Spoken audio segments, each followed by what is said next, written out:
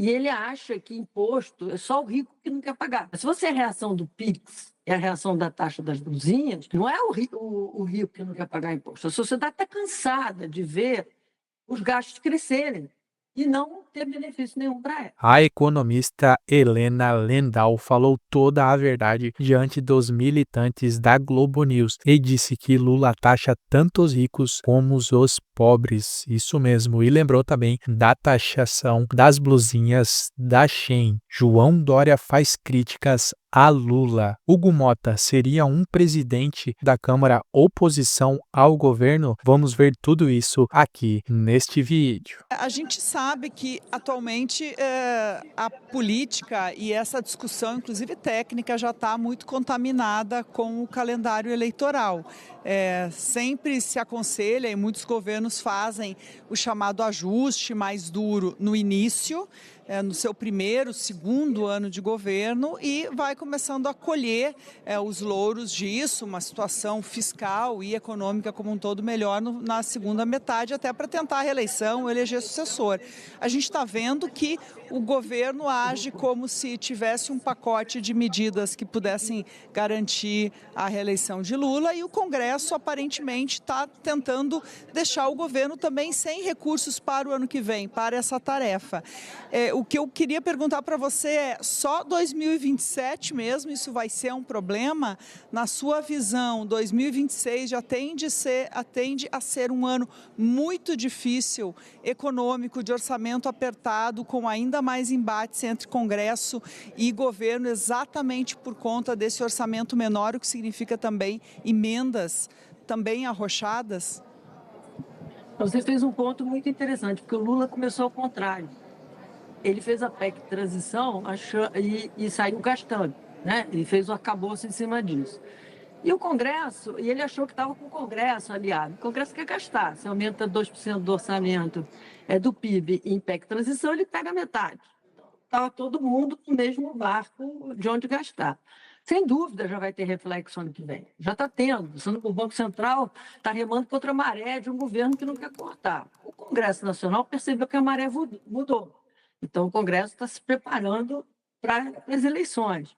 Mas eu acho que a gente fica muito preocupado, assim, se cortou 2%, se cortou 1%, se vai sair. O problema é que você está com um quadro que é muito grave, porque você tem um grupo de gastos gerais, não é só o governo, não é só o executivo. Não estou querendo eximir o executivo da responsabilidade. Mas você tem o Congresso criando parlamentares, você tem o Congresso preocupado com sua aposentadoria e salário. Você tem um judiciário completamente alheio a essa questão de gastos, né? Você vê os tribunais, os salários, os penduricários e tal. E o executivo que filosoficamente não acredita em corte de gastos. Aí você diz assim, não, eu preciso aumentar. Aí o Lula entra no embate, como o Otávio falou antes, na outra matéria, de radicalização, que é esse que é o ano de 27, né? A radicalização à esquerda. E ele acha que imposto é só o rico que não quer pagar. Mas se você é a reação do Pix e a reação da taxa das blusinhas, não é o rico que não quer pagar imposto. A sociedade está cansada de ver os gastos crescerem e não ter benefício nenhum para ela. Então, acho que o problema de 2027 vai ser não só a economia que não vai bem, mas a percepção da sociedade que ninguém olha para mim.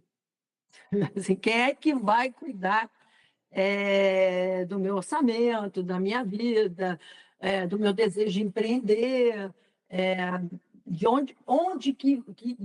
quem vai olhar para isso também? E não é populismo, a agenda do populismo é velha. Eu acho que o que está faltando, inclusive, é achar quem vai entrar nessa discussão da agenda do populismo, né? Sair do populismo e ver o que a sociedade precisa.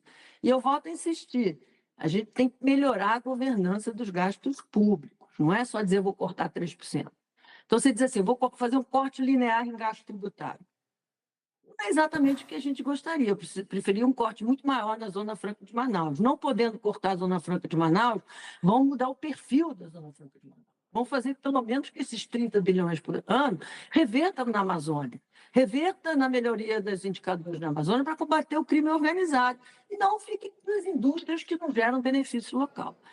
Então, Ana, eu acho que a situação é muito mais complicada do que um quadro fiscal, e até a Júlia estava tentando falar os percentuais de dívida, não me importa muito detalhes no percentual. Às vezes o PIB cresce um pouquinho, a relação cai. A tendência é muito grave. E tão grave com a tendência, a sensação que ninguém está fazendo nada. Aí coloca a culpa no Banco Central, porque os juros são parte, né, desta dívida que cresce. Então, essa paralisia institucional, para mim, é muito grave. E João Dória falou tudo aí, né, e criticou bastante o atual presidente Lula. Na minha visão, o problema vai além de OF, né? Uma briga aqui da Câmara, uma discordância que é salutar na democracia, faz parte do jogo político. Mas o senhor que já teve do outro lado do balcão, ou seja, no executivo, na política, o Brasil não está ficando ingovernável, não? Virando um grande duelo, Otávio, e por isso pode ficar ingovernável. Se você imaginar que os extremos dominam o país, isso não é saudável, porque você divide o país. E o Brasil não pode ser dividido. O Brasil é um só país, um só povo. Eu fico triste, e aliás acompanho aqui na Globo News os comentários dos seus e dos seus colegas, e endosso também esse nível de preocupação de um país dividido, de um país radicalizado. É muito ruim. Eu já fiz um comentário aqui mesmo na Globo News, meses atrás, de que o presidente Lula perdeu a oportunidade de pacificar o Brasil, tendo sido eleito como foi democraticamente, tendo sido empossado como deveria ter sido, e de fato foi, perdeu a oportunidade de pacificar o Brasil, de ter um tom, não para os que o elegeram, contrário àqueles que não o elegeram, mas sim um tom para todos os brasileiros, governar para todos e se dirigir a todos os brasileiros. E, em especial, Otávio, não fazer um governo olhando o passado. Um governo se faz olhando o presente, principalmente planejando e executando o futuro para o seu país.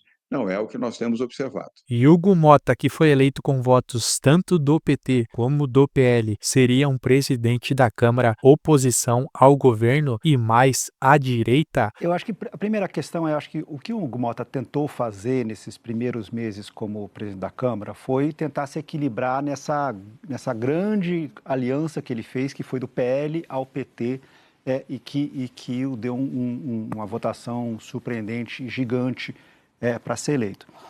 O que aconteceu agora é que ele tomou lado. Nós temos um presidente da Câmara que é de oposição, ponto.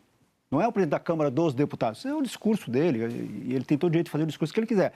Nós temos,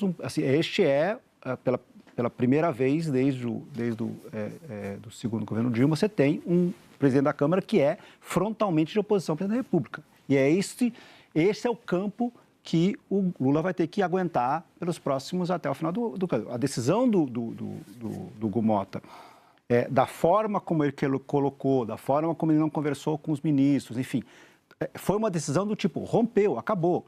Ele hoje está atuando como um líder da oposição para eleger um presidente da oposição em 2026. Uhum. Não há mais, assim... O Haddad pode falar, pode falar como inimigos, como adversários políticos, mas não há mais uma relação, ponto. Acho que essa coisa, quando a gente fala assim, bem, e agora? Né, o governo reage, qual que é o próximo passo? Para mim está muito evidente que o próximo passo vai ser o Hugo Motta vai usar as suas influências junto aos líderes da oposição para indicar membros para a comissão da CPI e da ONS os mais oposicionistas possíveis. Você vai ter uma maioria de oposição dentro da CPI e da INSS. Ponto importante. Ou, por exemplo, na MP 303, que é a medida provisória que faz os aumentos tanto de LCA, LCI, no JCP dos bancos, no CSLL das fintechs, ou seja, assim, nós estamos aqui, esse é o mundo que se desenha agora, ou seja, de um confronto rotineiro e semanal, que vai nos dar muito tema para conversar nas próximas semanas em relação à Câmara. A grande dúvida, e eu acho que só fechando com o que a Sadi falou, é como vai ser a relação do Senado. Eu acho que essa é a grande questão, é como o Senado vai se comportar em relação nesse confronto.